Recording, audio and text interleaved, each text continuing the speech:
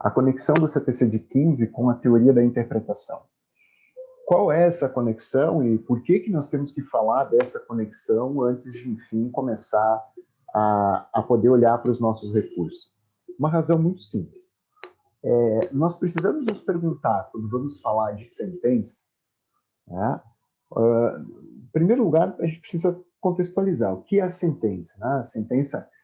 desculpa, gente, é indelicadeza minha. Para quem não me conhece, enfim, não veio na primeira aula, eu sou o Leandro, vou dar para vocês Processo Civil 2, também sou coordenador do curso, então vocês vão me ver bastante por aqui, ou lá pela ENED, quando a gente voltar no presencial.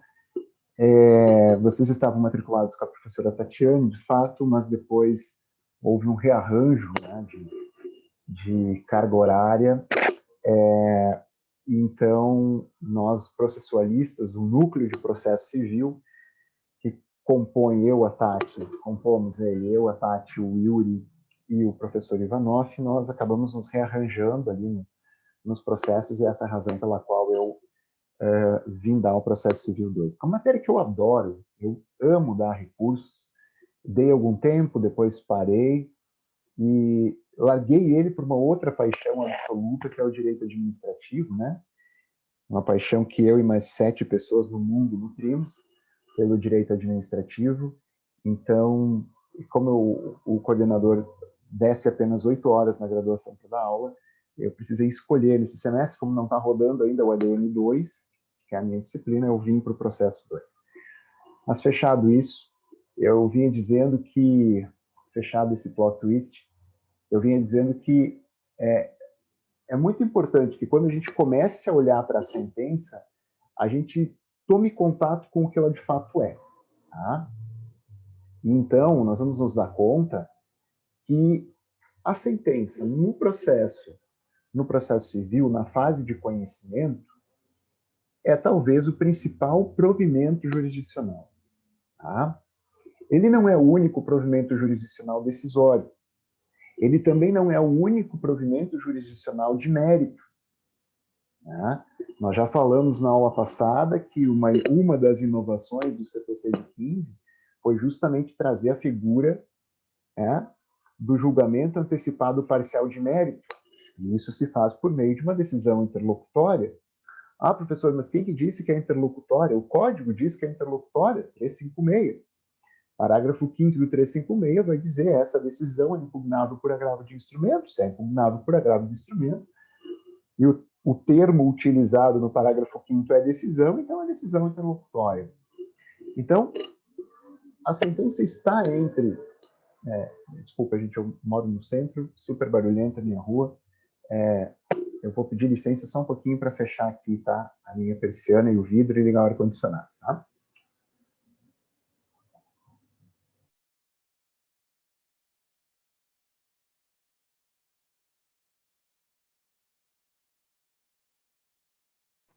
Aí, deve melhorar um pouco em termos de barulho. Você sabe que a primeira invenção, a melhor invenção do mundo, todo mundo diz que o ar-condicionado, eu acho que é o vidro. Ele vem antes do ar. E o vidro de dupla camada, então, melhorado.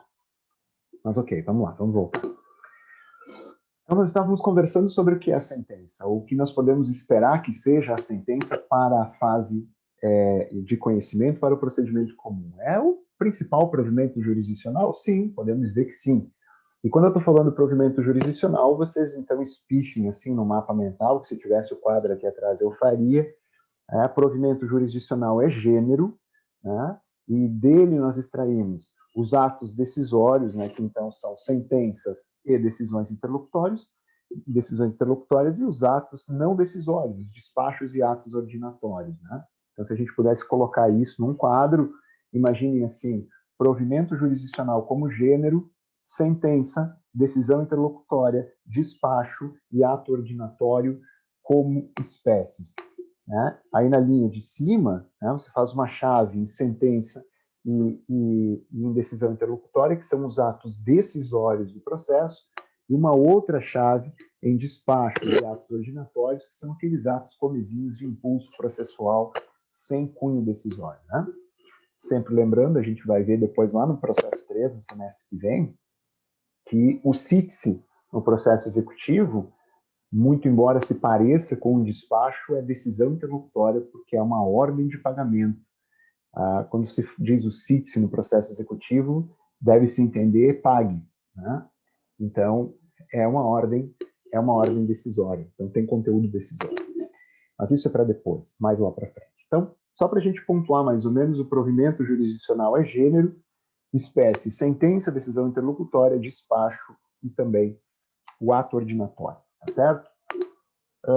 O despacho e o ato ordinatório vocês devem ter visto isso quando viram os provimentos jurisdicionais, né, nos atos do juiz, vocês vão perceber que esses dois atos, eles são atos de impulso processual, ou seja, decivista parte contrária, ordens cartorárias, ou seja, internas do juiz para o cartório, e o ato ordinatório é menos ainda, porque o ato ordinatório ele é feito pelo escrivão ou pelo diretor de secretaria, autorizado pelo juiz. Né?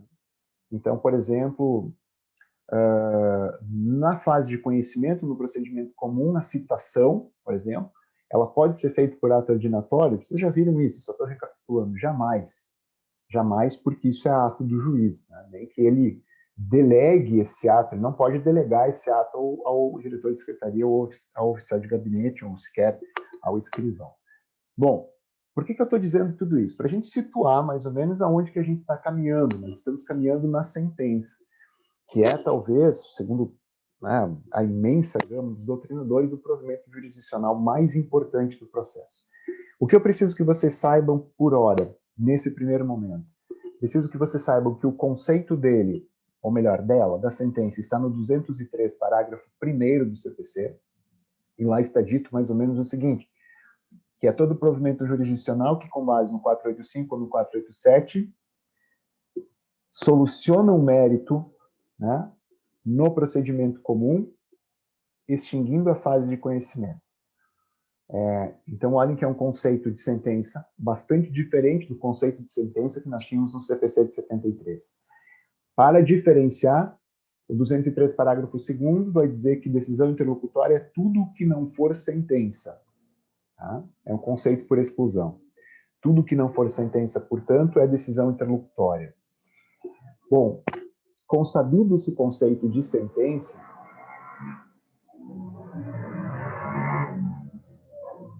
desculpem, consabido esse conceito de sentença, de que ele se trata, então, do provimento jurisdicional, que resolvendo ou não o mérito, coloca fim à fase de conhecimento, a gente tem que saber outras duas coisas. A primeira delas é que não é só a sentença que resolve mérito. Né? A gente já tinha no CPC de 73, estou repetindo, nós já tínhamos no CPC de 73 decisões com cunho de sentença, e temos, né, o CPC de 15 trouxe isso expressamente lá no 356, como na aula passada a gente já passou olhando, mas a gente vai isso depois esmiuçar melhor. Outra questão relativa à sentença, e que é importante a gente ter em mente, é que esse conceito que o 203, parágrafo 1º traz, ele não é um conceito fechado. Ele não é um conceito fechado. Ele é um conceito aberto, né? O Gabriel Garcia Medina, por exemplo, vai afirmar no seu curso de Direito Processual Civil Moderno, se eu não estou enganado, é página 555, na versão do PDF é página 701 na versão escrita, na versão física. Ele vai afirmar que esse conceito do 203, parágrafo 1º é aberto. E o que quer dizer ele ser aberto? Quer dizer expressamente que esse conceito é um dos que podem ser tidos como conceito de sentença. Tá? E então, você vai dizer assim, professor, mas espera aí, agora confundiu a cabeça, porque se o 203, parágrafo 1º fixou um conceito, o 203, parágrafo 2º excluiu, tá, a decisão interlocutória desse conceito. Se tu me diz que ele é aberto, então o que sobra para a decisão interlocutória? Tá? É verdade. Se alguém pensou isso, se alguém fez esse movimento, muito bem. Sobra muito pouco, de fato. Agora, como que a gente resolve, como que nós compreendemos essa sinuca de bico? para que a gente possa entender a sentença, a gente precisa entender o que, que o juiz faz. Tá? Ju, eu não coloquei ainda, tá? Não coloquei ainda, porque essa aula de hoje, primeiro que eu não trabalho com slides, tá? Não consigo dar aula com slide. Tenho dificuldade. Não sei se isso é bom ou ruim, tenho dificuldade de dar aula com slide. Porque, não, tu não tá perdida, não. Porque até esses dias eu precisei, no seminário do doutorado era um dos requisitos apresentar slides, e eu fiz mesmo só para apresentar, mas eu não gosto, não consigo me guiar por slide, porque aí na construção do slide não consigo ser sintético. Então eu prefiro para dar aula o quadro, como eu não tenho quadro, eu prefiro aqui, enquanto a gente está no online, eu prefiro fazer o material escrito para vocês, então. E eu não coloquei antes esse material escrito da aula de hoje, porque o de hoje foi uma absoluta correria entre situações da coordenação, enfim, reuniões a tarde toda, eu não consegui preparar muito o AVA para vocês, tá? Então, eu abri a aula ali 6h20, 6h25, coloquei ali uma música para a gente relaxar um pouco, mas eu não tive tempo de colocar no AVA. Mas o que, que vai acontecer? Vocês vão perceber que essa aula de hoje, ela é uma aula em que a gente vai fazer uma viagem. A gente vai fazer uma viagem. A nossa viagem vai começar em 34, depois a gente vai andar pelo século XX todo procurando compreender o que, que o juiz faz. Porque assim, vamos pensar, mas depois da aula eu vou colocar o material lá no AVA, tá? Fica tranquilo. Eu vou colocar o material lá no AVA, de tudo que eu estou dizendo aqui. Eu até tenho o roteiro eu consegui preparar para colocar aqui para vocês. Esperem que eu prometi para vocês que toda aula tem um roteiro, né? Então, eu já vou colocar ele aqui no chat para vocês terem. Eu gosto de fazer isso. A professora do meu filho faz isso. Então tá aqui. E eles ficam muito achados, né? Não ficam perdidos. E aí eu pensei, por que eu não posso fazer isso também para os meus alunos, né? Eu teria tanta dificuldade de ter aula online, assim.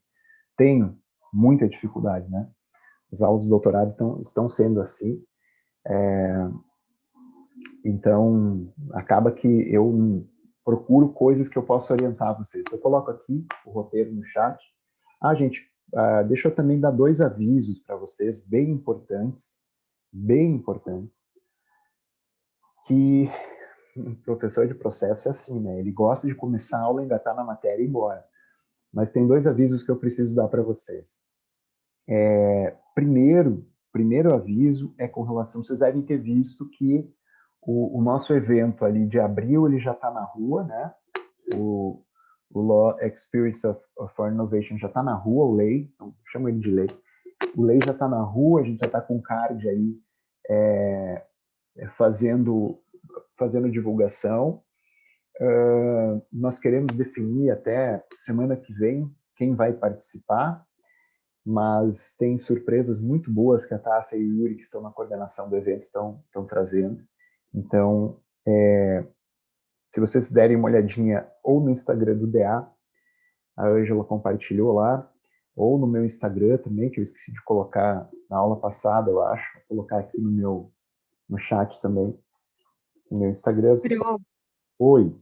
eu acho que tinha que ser mais prazo para submeter trabalho, porque a gente chega das férias até engrenar o negócio, já está na hora de submeter, a gente não fez nada. Laura, olha só. Qual que é o problema da gente dar muito prazo, tá? Eu também acho, eu odeio fazer artigo com prazo curto, mas o grande problema é que a gente precisa fazer esse evento em abril, né? Porque se eu jogar ele para maio, eu vou deixar ele muito perto da MIC. E então, a MIC vai acabar fazendo com que vocês prefiram a MIC, né? Porque o direito tem uma predileção pela MIC, a gente sabe disso, né? A nossa de iniciação científica, nós recebemos quase 70% dos posters, dos artigos, enfim, dos resumos, é do direito. E eu não quero tolher, não quero tirar isso de vocês, entendeu? Então, por isso que a gente traz o Lei um pouquinho para antes, tá? Para fazer o evento dar certo aqui em abril. Mas, olha, a gente vai ter até, hoje nós estamos com 11, 12 de março, a gente vai ter pelo menos uns 30 dias, tá? Pelo menos uns 30 dias. Vocês podem fazer em coautoria, né? Vocês podem fazer com mais um colega, e isso, então, dá 10 páginas para cada um, né? Bem tranquilo. Façam em coautoria, busquem a orientação de algum professor da área. Não, Ju, não é obrigado. E aí foi o que a gente conversou na aula passada, que quem fizer o artigo, né, me comprovar que ele foi feito e submetido e aceito, tá? Entre o aceito e o submetido, a gente pode depois conversar alguma coisa em termos de pontuação, tá? Tem os 4 pontos. Então, mas eu vou escrever sobre inteligência artificial no direito, professor. Nada a ver com o processo civil 2, aqui não tem problema. O que eu quero com a pontuação dos 4 pontos é incentivar que vocês façam produção científica. Só isso. Só isso. E 4 pontos, gente, é ponto. Isso é ponto. 4 pontos que resolve 40% do problema da nossa G1. Tá? Então, o Lei está na rua. Vamos correr com isso. Assim, vejam o que vocês querem escrever, procurem um professor para ajudar. Tá? Todos os professores estão aí para ajudar nisso. E depois, então, na submissão, vocês submetem e depois a gente faz a comprovação lá na primeira prova. Tá? Então, o Lei está na rua. É o meu primeiro recado. O meu segundo recado é sobre a aula magna do semestre. Tá? O card está pronto, o nosso palestrante aprovou ele essa semana. Então, a gente já pode começar a divulgação, ver se faço isso amanhã ou na segunda-feira aí nas redes sociais. A nossa aula magna vai ser no dia 24, portanto, não nessa quarta que vem, na outra, com o professor Alexandre Moraes da Rosa. Tá? O professor Alexandre Moraes da Rosa, juiz de Direito de Santa Catarina, professor da Universidade Federal de Santa Catarina, militante no processo penal, no direito penal, uma figura emérita e famosa do penal e do processo penal. Quem gosta dessa matéria já deve ter lido alguma coisa, um livro, enfim, alguma coisa do Alexandre Moraes da Rosa. Né? Então, o tema que ele vai tratar na nossa aula magna é inteligência artificial no processo penal. Um tema, nossa, muito, muito atual, na ordem do dia. Claro que agora o penal e o processo penal ele deu de novo assim uma ênfase na Lava Jato, né? Com os desdobramentos da última semana, mas ter o Alexandre Moraes da Rosa, eu tenho certeza que a gente vai conversar uma noite inteira sobre muita coisa, que não apenas a inteligência artificial no processo. Tá? Então, os 2 recados que eu tinha para dar. O Lei está na rua, se organizem para ele. É um evento muito legal, gente, muito legal mesmo. É um evento que ele tenta, assim, abrir as portas para uma nova realidade do direito, de inovação mesmo. E inovação não necessariamente tem a ver com tecnologia, né? Eu posso ter uma prática, por exemplo, de mediação, que seja inovadora e que não tenha a ver com tecnologia. Então, o evento vai ser muito legal. Deem uma procurada aí nas nossas redes sociais. O edital deve sair na segunda-feira. Tá? Deve sair na segunda-feira o edital para submissão de artigos. Tá? E aí a gente vai conversando sobre esse assunto. Outra situação, eu criei o drive da turma, depois já vou compartilhar com vocês o link. Eu coloquei lá 3 livros, tá? Coloquei 3 livros lá.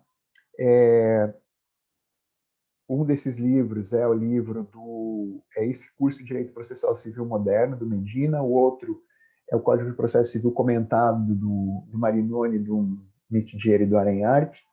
E tem um terceiro livro que eu não me recordo agora qual é, mas se eu coloquei é bom. Então tá lá também. Depois eu compartilho o link aqui com vocês. Lá só vai ter essas coisas, tá? Livros, jurisprudência, artigos. Então todo o restante de aula, material de aula e vídeo está no AVA. Como eu não posso colocar no AVA livros, né? Esse tipo de material, a gente faz aí o Google Drive para vocês estudarem, então, e ter essa base de conhecimento, tá? O Código de Processo Civil comentado do Marinoni, do Daniel Tidier e do Arenhart é fantástico, né? Vocês podem usar ele como livro de cabeceira. Muito bem, então vamos voltar para a aula agora. Dei os avisos paroquiais, vamos voltar para a aula. Professor, é muito fácil a gente saber o que é uma sentença. A sentença é o ponto culminante do processo. Tem sim, Ana. Não sei quem que está de administrador lá do grupo, por favor, coloca o link aí para a Ana entrar no grupo, a Ana Carolina de Souza. Eu queria perguntar antes também, gente, que eu vi que alguém entrou aqui com siglas, tá? O telefone, era o modelo do telefone, e alguém tinha entrado antes também com uma sigla, a CISAT Tapejara. Eu não sei quem é, então... Sou eu, prof. É que eu loguei, é a conta do meu trabalho.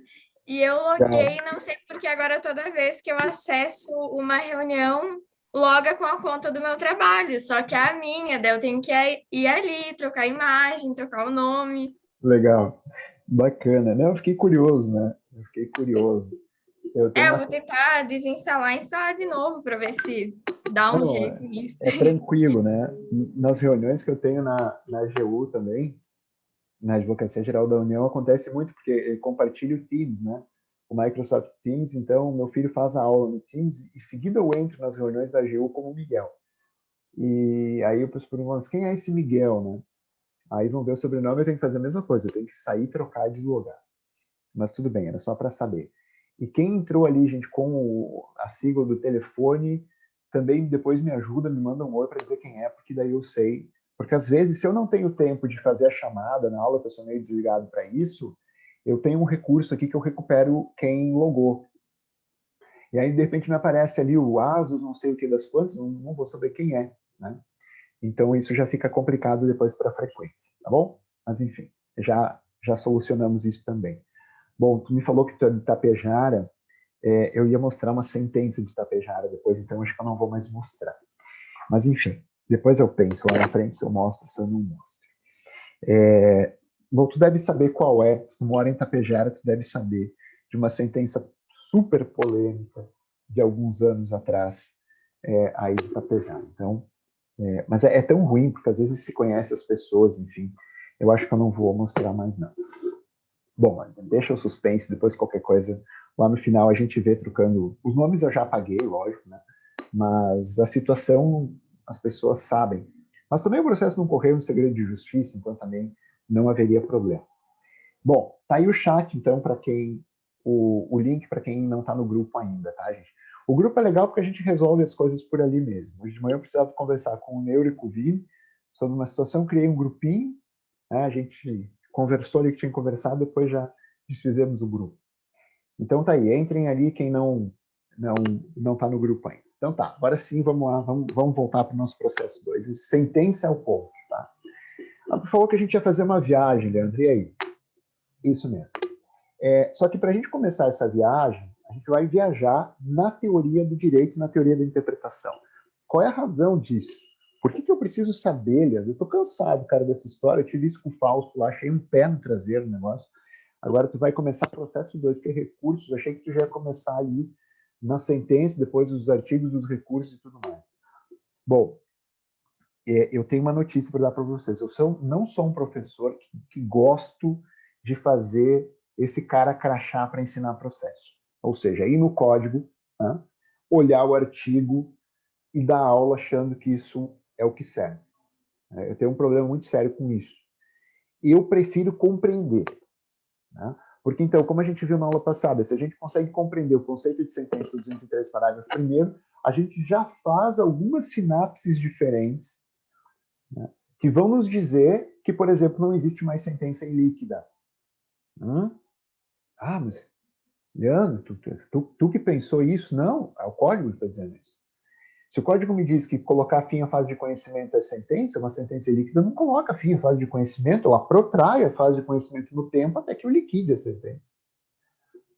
Então, essa sentença que a gente achava que era ilíquida não é.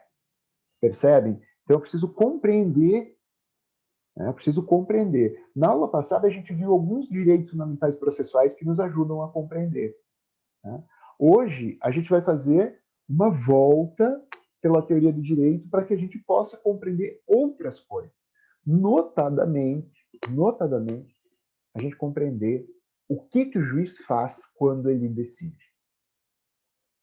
Ele decide, ok. Mas que movimento é esse?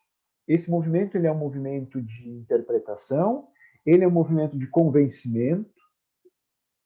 Vocês devem lembrar da disciplina passada, né, ali do processo 1, em que vocês me disseram que o IVA terminou com o direito probatório, lá na audiência de instrução e julgamento, vocês me disseram, né?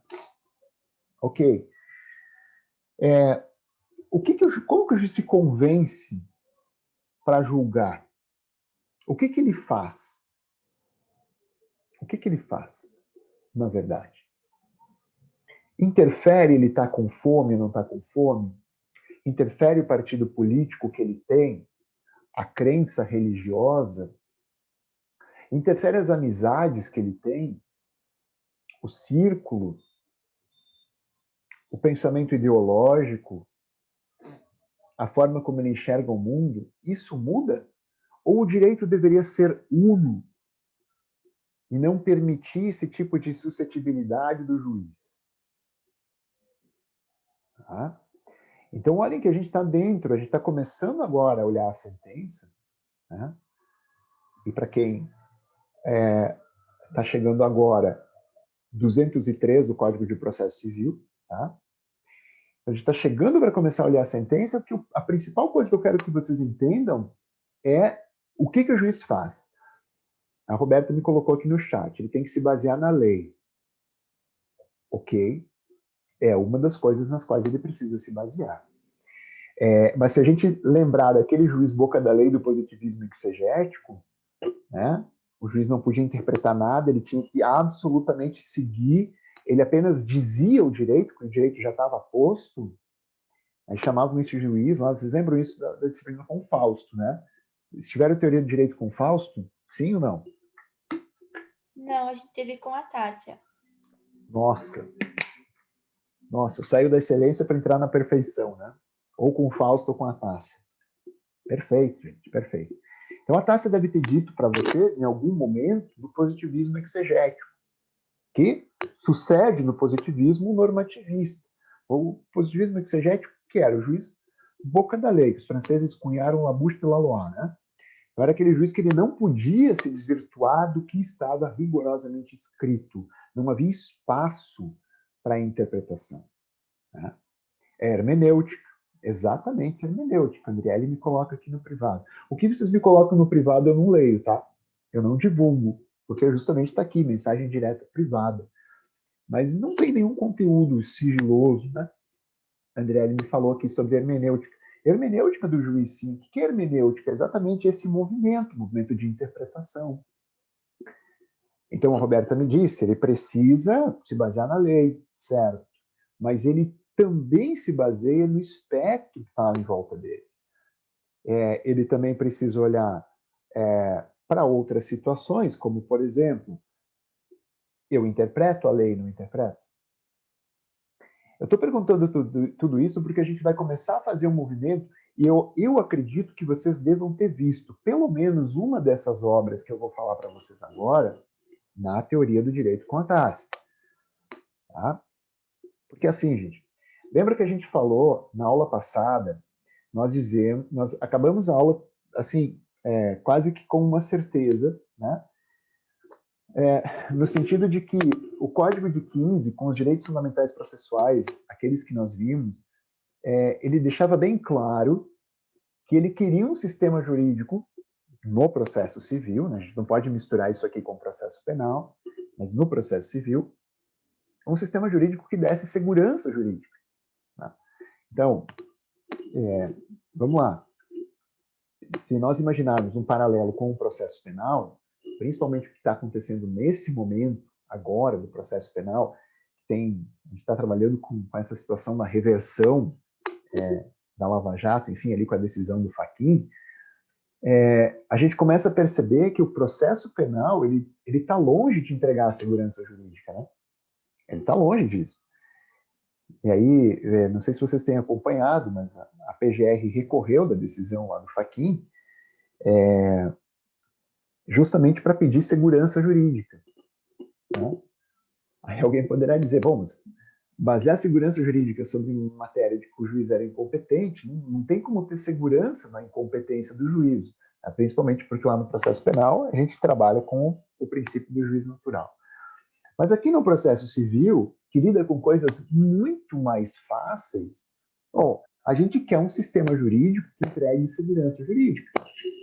Então, assim, em toda a tradição jurídica ocidental, tanto na civil law como na common law, a gente tem essa preocupação em proporcionar confiança e segurança entre as instituições, assim, entre as instituições, ou seja, de que tribunais não decidam a mesma coisa de forma diferente, e transmitir isso para as pessoas em forma de isonomia, ou seja, de unidade perante o direito.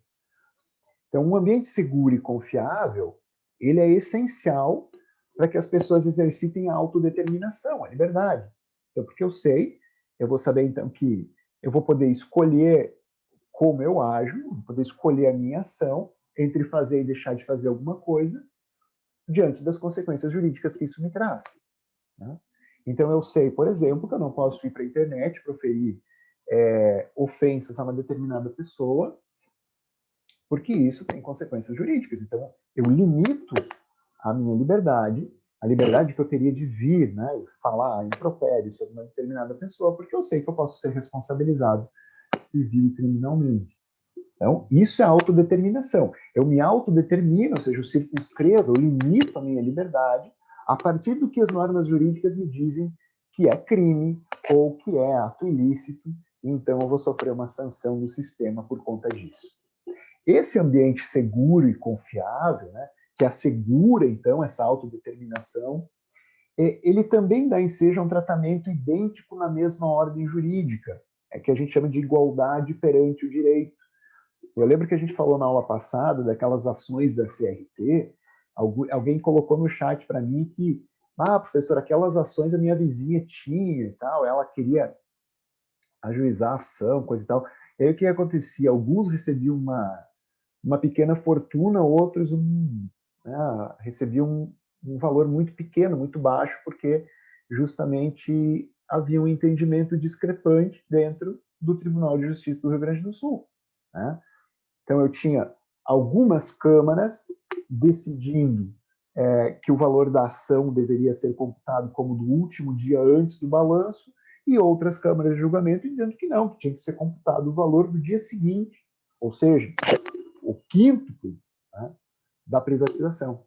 Então, essa situação de nós termos uma igualdade perante o direito, nós dizemos claramente, a gente pode afirmar isso vocês já aqui no 5º semestre, como juristas de formação, vocês já sabem que nada depõe mais contra um sistema jurídico do que o Poder Judiciário decidir duas questões idênticas de forma diferente. Tá? Porque, então, o jurisdicionado, ele olha para o direito com desconfiança. Ele começa a acreditar que quem tem dinheiro tem mais possibilidade de ter sucesso, esse tipo de situação. Então, o que a gente pensa? Quando as declarações internacionais de direitos humanos, as constituições, afirmam os princípios como legalidade, segurança jurídica, igualdade, liberdade, eles fazem em função de uma ideia fixa, né, que constitui o pano, assim, um background, um pano de fundo dessas afirmações. Que pano de fundo é esse? Tornar a sociedade juridicamente organizada num ambiente seguro. Tá?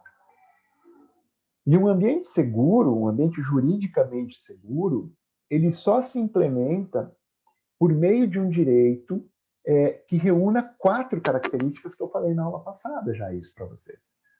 Esse direito tem que ser cognoscível, ele tem que ser estável, confiável e efetivo. Né? Aurindo esses atributos, a sociedade pode afirmar que ela está protegida pelo direito. Ah, professor, o que tem que ver a sentença e o juiz com essa história toda? Tem muito a ver. Tem muito a ver porque o intérprete final dessa história toda que a gente está falando aqui é um só, é o juiz. Né? Como assim, professor? O advogado não interpreta? Interpreta. O promotor de justiça não interpreta? Interpreta. A questão é que quem decide qual vai ser o significado é o juiz. E esse é o nosso grande pepino, porque então, quando nós dizemos que esse cara, essa pessoa humana, tá? Não é o juiz Hércules do Dworkin, tá? É o juiz comum. O Dworkin, né, no Império do Direito, traça aquela figura do juiz Hércules, né? O juiz que está acima de todos, que conhece sobre tudo, que não sofre nenhum tipo de influência. Não é desse juiz que a gente está falando. Nós estamos falando de um juiz que é humano, que tem relações, que tem preferências, que tem principiologia. Tá? É esse cara que tem que decidir a norma jurídica individualizada, ou seja, de uma circunstância que foi colocada para ele, de um direito que assiste o autor e de um direito que assiste o réu, dentro daquela concretude fática e probatória dos autos, ele precisa dizer, dar efetivamente qual é a norma jurídica individualizada, ou seja, para aquele caso, nome, sentença. Então, a atividade do juiz, a atividade da sentença, ela é ponto culminante da teoria da interpretação. Por isso, antes, alguém me falou, eu acho que foi a Ju ali no chat, sobre hermenêutica. Claro, a hermenêutica jurídica é a forma como a gente interpreta. Bom, quem é o intérprete por natureza? O juiz. Então, quando nós estamos falando de sentença, a gente poderia tranquilamente abrir o código, olhar o 203 parágrafo 1º, o 203 parágrafo 2º, definir os elementos estruturantes dela, relatório, fundamentação, dispositivo, depois olhar os outros dois elementos que são fundantes também, dizer os dois atributos que ela vai ter, que é a coisa julgada formal material, diferenciar isso simplesmente da preclusão e deu, e já entrar nos recursos. No entanto, na minha ótica, é muito mais produtivo que vocês consigam, primeiro, de saber tudo isso. Vocês vão saber essas outras informações, mas, primeiro, compreender o que o juiz faz. Compreender, então, o que é essa hermenêutica. Compreender qual é o movimento que o magistrado deveria fazer para fundamentar a sua decisão. Porque entre relatório, fundamentação e parte dispositiva, tá? A fundamentação é a parte mais importante. Artigo 11, direito fundamental processual, o juiz precisa fundamentar de forma analítica a sentença.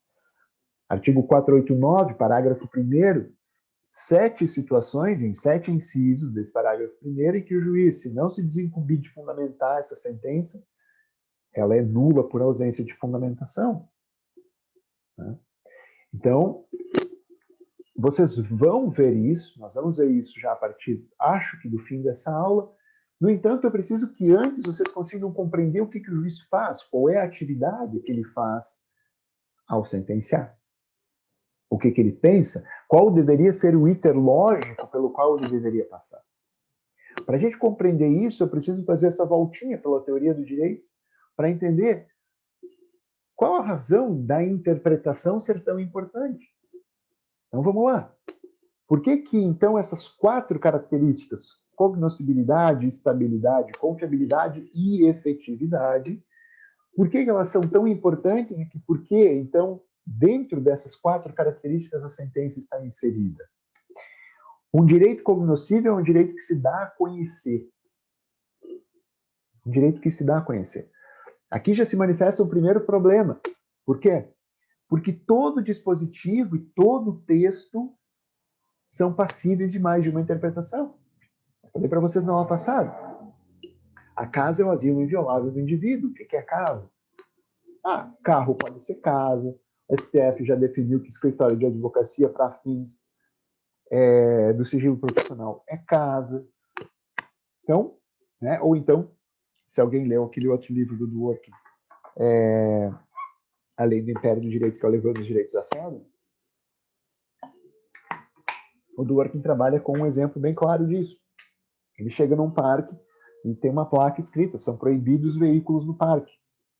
Não. Ele está passando do lado dele uma moça com um carrinho de bebê, ele parou ela. Não, cara, veja a placa.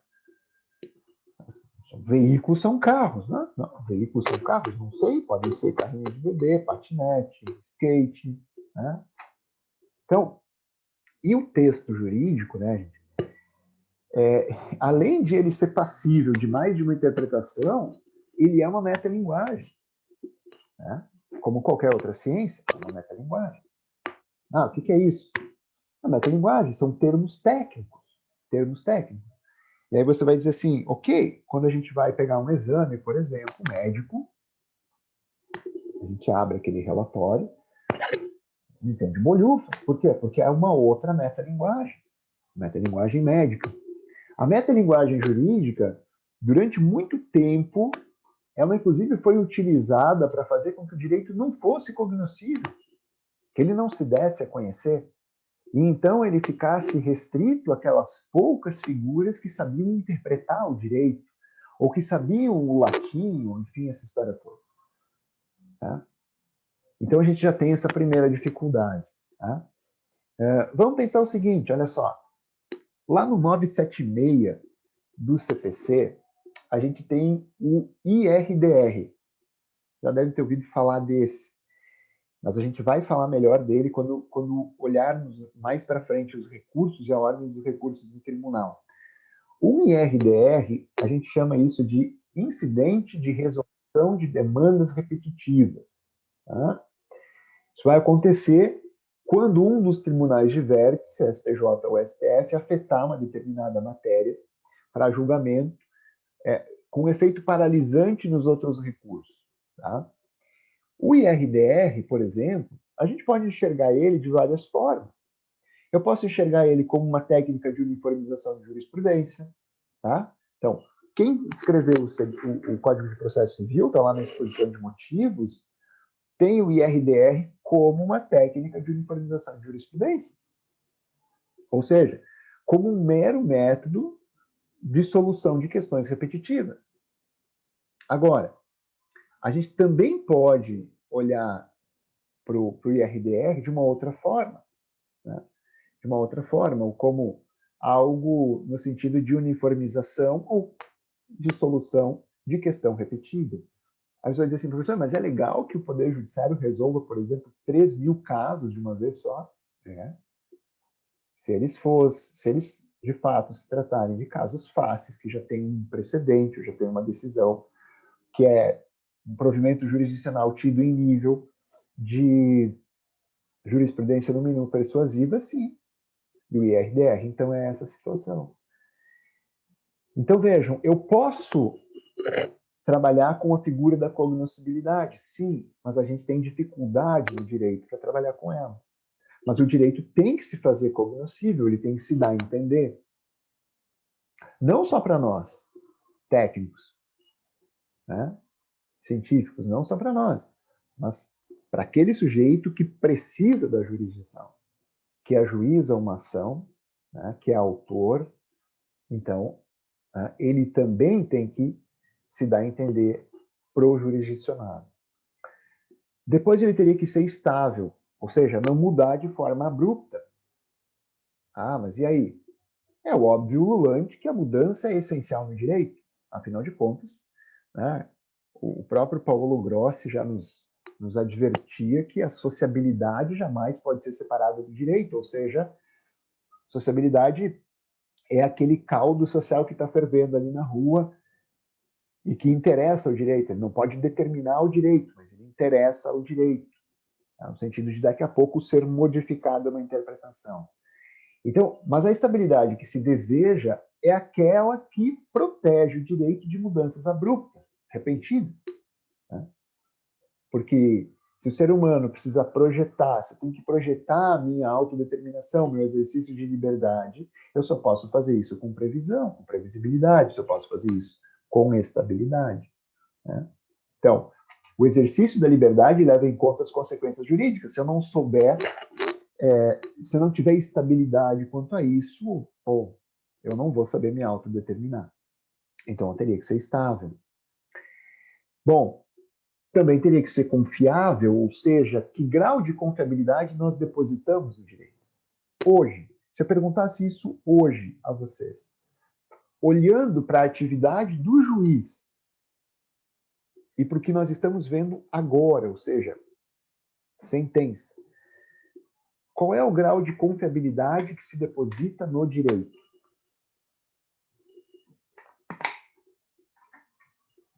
Qual é o grau de confiabilidade que a gente deposita no juízo processual civil?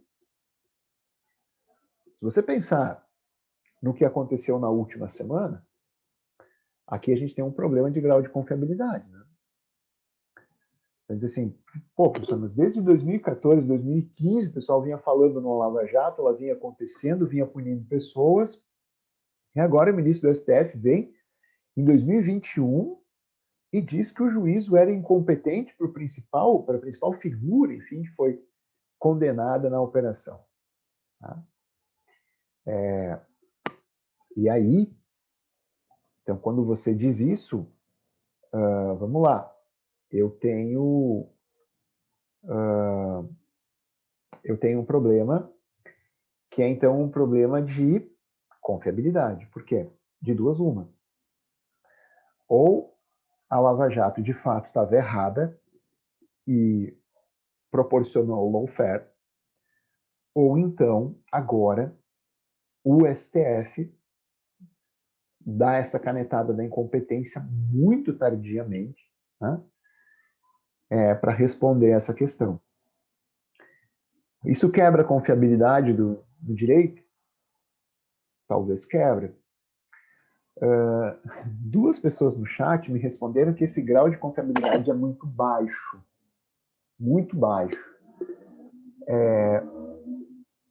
Ok, isso deve ter a ver com as repercussões do despacho do Fachin da última semana.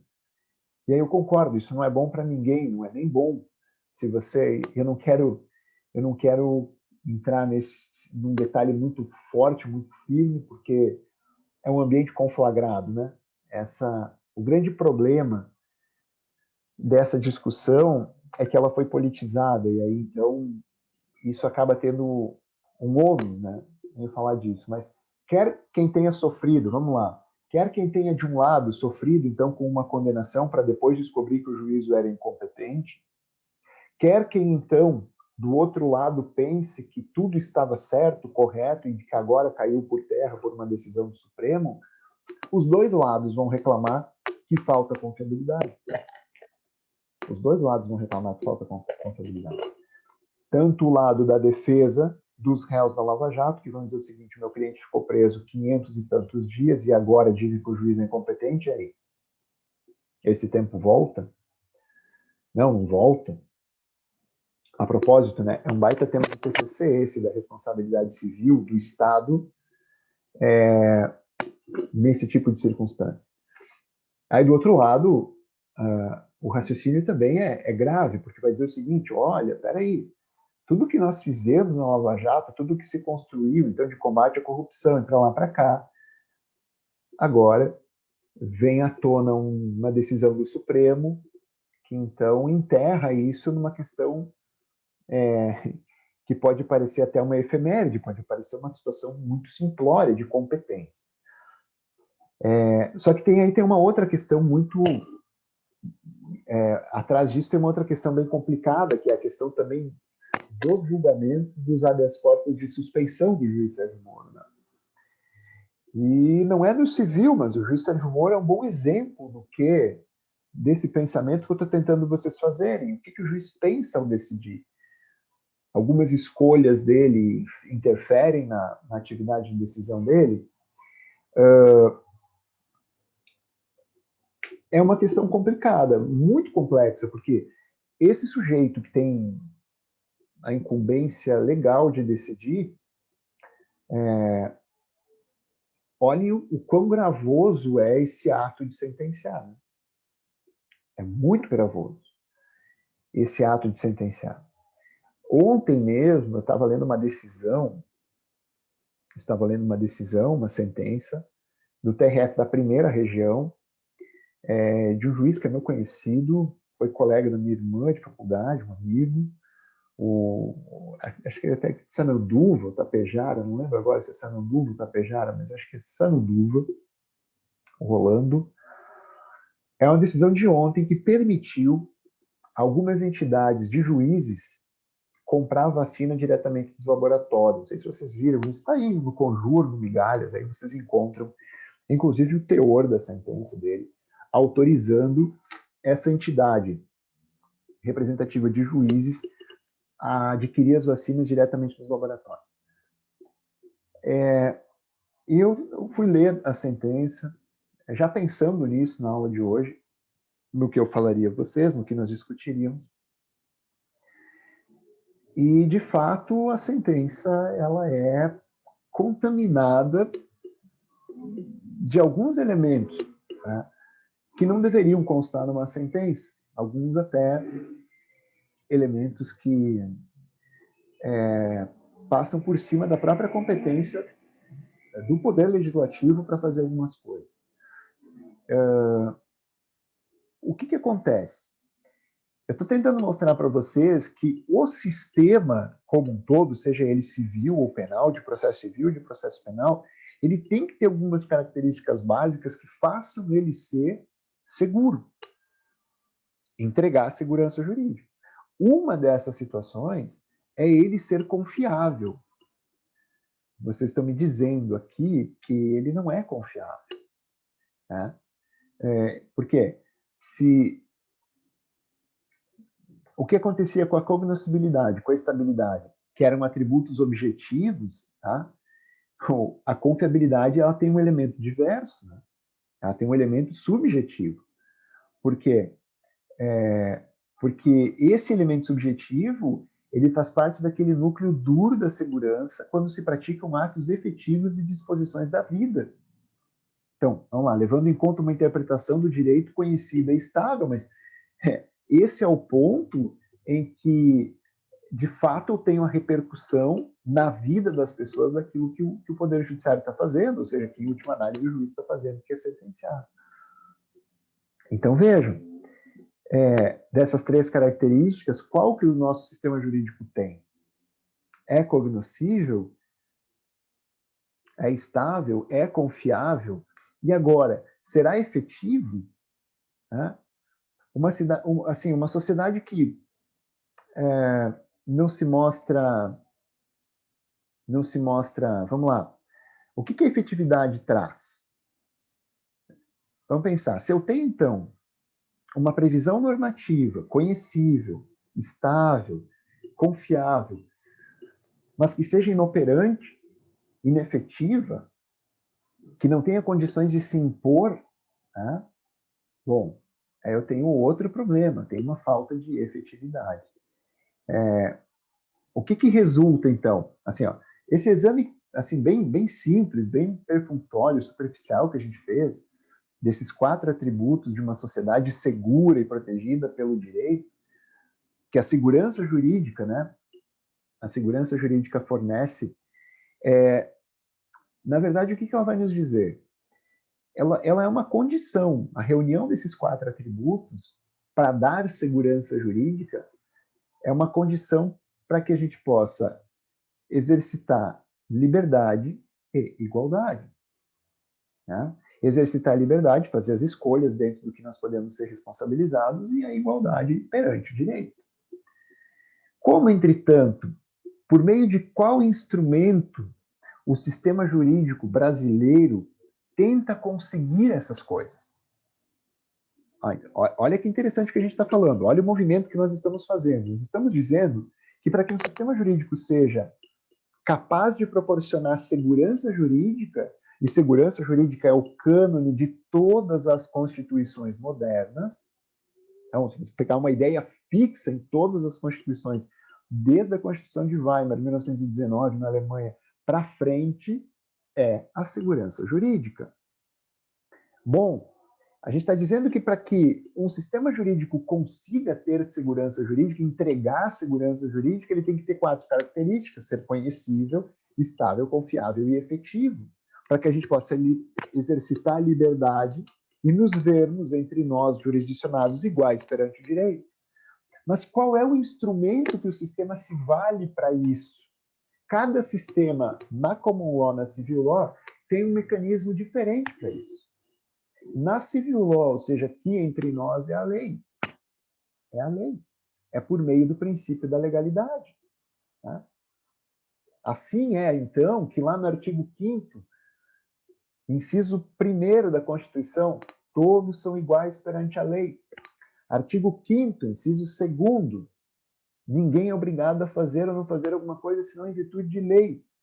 Artigo 5º, inciso 36, a lei não prejudicará o direito adquirido, o ato jurídico perfeito e a coisa julgada. A lei, a lei, a lei, a lei, a lei. Então a gente tem lei para tudo. Né? A gente tem lei para tudo. A gente tem lei para todas as situações.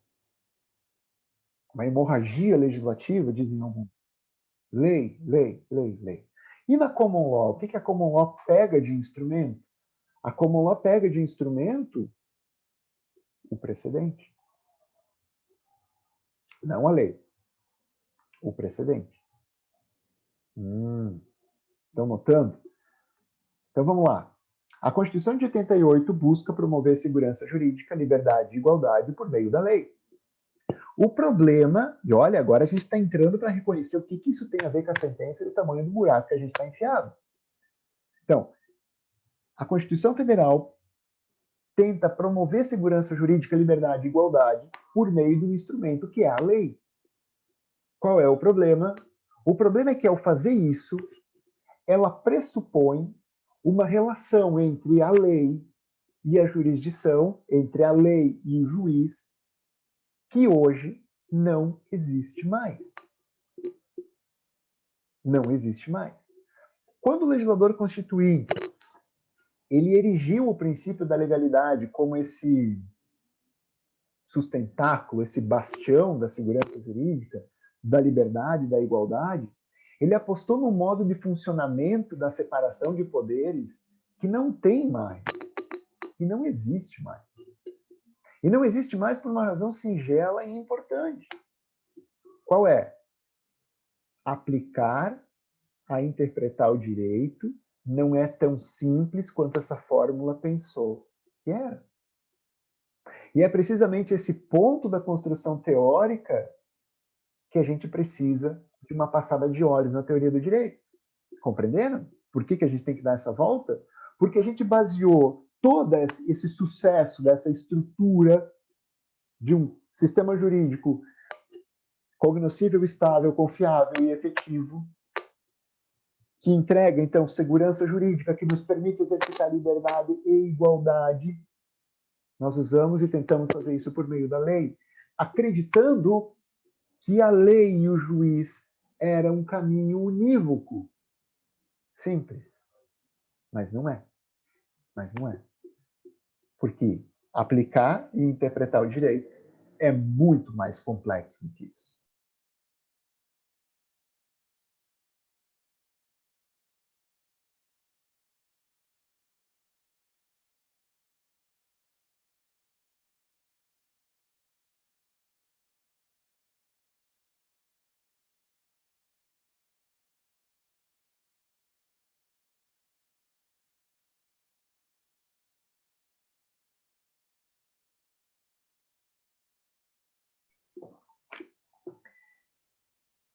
Quem que era que me pediu? Boa noite, gente. Boa noite. Eu e a Verônica, que a gente precisa falar contigo. Então, sou todo ouvidos. Peraí. Estou escrevendo um artigo. Coisa aqui. Isso, é que assim, na verdade, desde semestre passado, a gente tá vendo com o Felipe que a gente escreveu um artigo de criminologia. E daí a gente ia escrever sobre as condições das mulheres no presídio e tal, aqui na região, mais geral. Só que daí o Felipe disse pra gente pegar mais focado, assim, pegar como se fosse um processo. E a gente tava procurando, mas a gente não tinha encontrado nada, até porque veio a bandeira preta e eu não consegui mais entrar em contato com o fórum. Tá. Aí tu mostrou esse processo aí pra nós. Só que ele foi concluído, eu acho, lá em 2012, 2013, esse da Ballad ali, né? 2015. 2015. Isso, daí ele pediu pra gente ver um aqui, Tapejara ou Passo Fundo, que era da nossa região. Só que, Tá. será que em 2015 a gente consegue ter acesso a ele? Que daí a gente ia fazer um artigo, no caso, focado inteiro na análise de um processo. Eu acho que sim, porque mesmo que esteja arquivado, né, mas assim, mesmo que ele esteja arquivado, acho que vocês conseguiriam pedir o desarquivamento, porque ele não está em segredo de justiça, tá? Perguntem para a Lívia se a gente não tem esse processo ali no Nujur, Não, Ju. tá? Eu Tá, acho que não, mas talvez a Lívia tenha esse processo, a cópia dele, ou digitalizado, alguma coisa assim. Sim. Mas ele é um absurdo, viu? Esse caso é um absurdo. Pois é, a gente tava procurando algum que tinha acontecido assim com mulher, alguma coisa que como era o nosso foco antes, né? Daí o senhor apareceu com esse caso. Não sei se tem como disponibilizar para nós número, alguma coisa, pra gente ver com a Lívia, ou como é que a gente fala